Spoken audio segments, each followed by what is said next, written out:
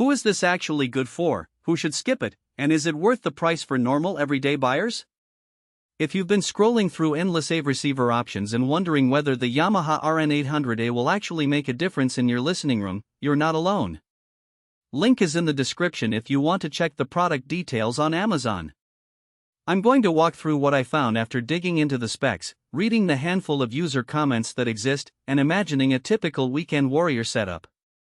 The biggest hesitation most people have is the fear of overpaying for a receiver that sounds great on paper but ends up being a glorified Bluetooth box. At the same time, vinyl lovers and high-resolution streaming fans worry that a single device might not do both jobs well. The N800A tries to be a jack-of-all-trades, so let's see if it actually delivers.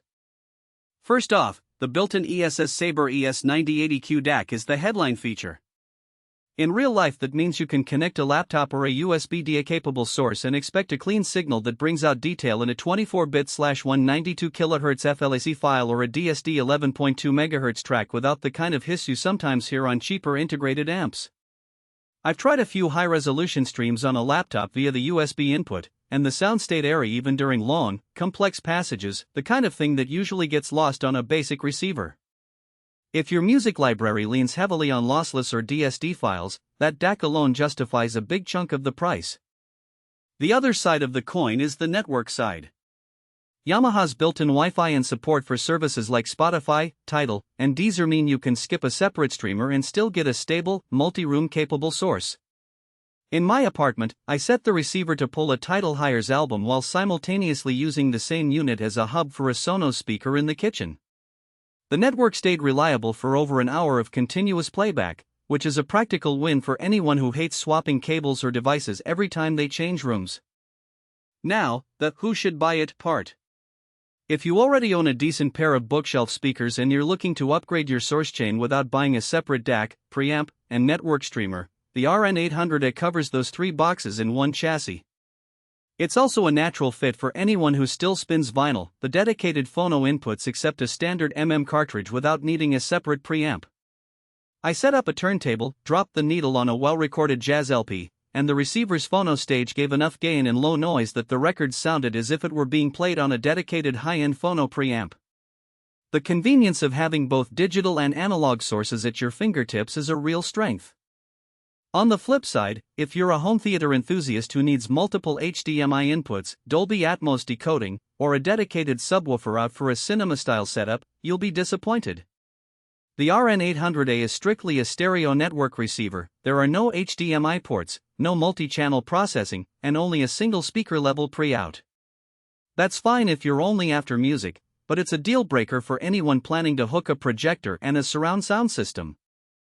Practical weaknesses show up when you start playing with the room correction feature, YPAO.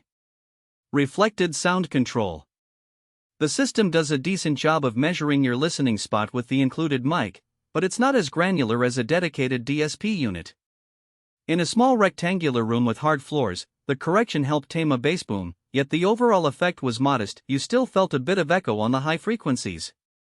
If you have a perfectly treated listening room, you might not need it at all. If you're relying on the receiver to fix a badly treated space, you'll probably need additional acoustic treatment.